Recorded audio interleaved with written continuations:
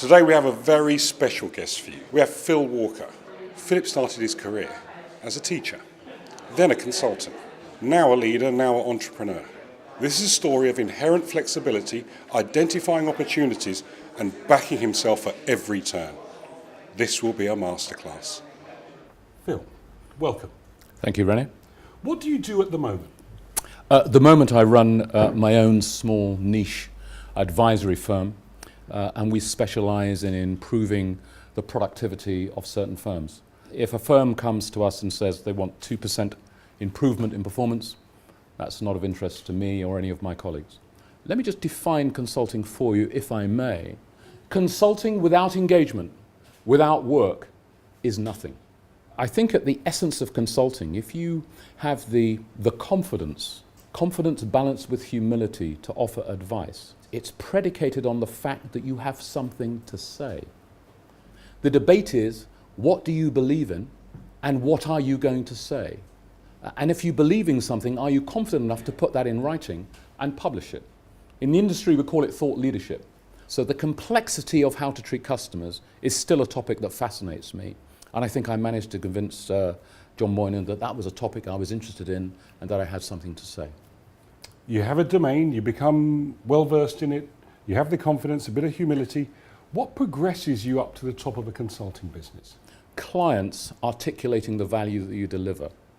So this is a slightly different industry where putting your hand up and saying, look at me, that the converse is true.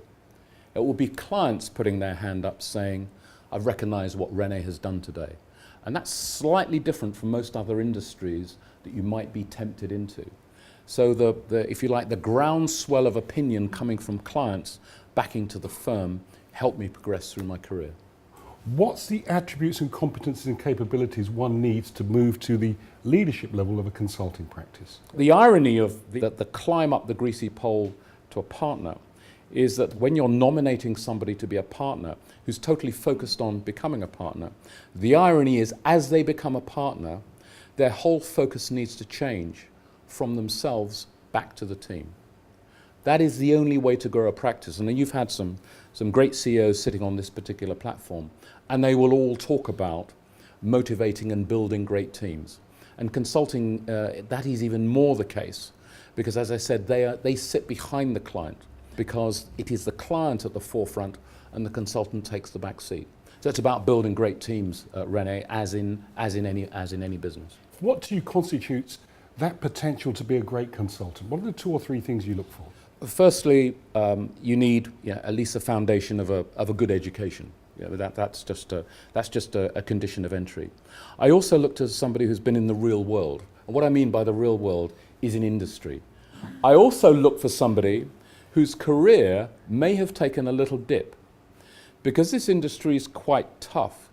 I like people who perhaps have had a little failure somewhere in their career. There are people, if you like, mummy and daddy have bought them an education. They've had nothing but success all through their life. A client gives them a hard time. Not at this business school, absolutely. Actually. A client gives them a hard time on a project and they collapse and they can't cope. I need people who've just had perhaps a little edge, a little failure sometime. They've tried something. Those are characteristics that I look for. They've worked in a charity, they're doing something in a local church, or they're doing something in the community. Something slightly more selfless rather than selfish. So, you've done IBM. Yep. What happens next? I get a call from Capgemini saying, rather than run one practice, would you like to run our 10 practices? And I said yes. What do they see in you, Phil? I flatter myself by saying, I think they saw a people person. I think they saw somebody who could motivate people to go to various parts of the world, do the right thing and come back. And we also had a lot of fun. What's interesting about how you describe you and what Capgemini, I do get it, is there was no mention of consulting skill per se. What they saw was good with people, can motivate, can make things happen. There are certain things that you can learn. You can learn a bit about supply chain. If you're rubbish with people, there's not a lot I can do. If you can't communicate, there's not much we can do.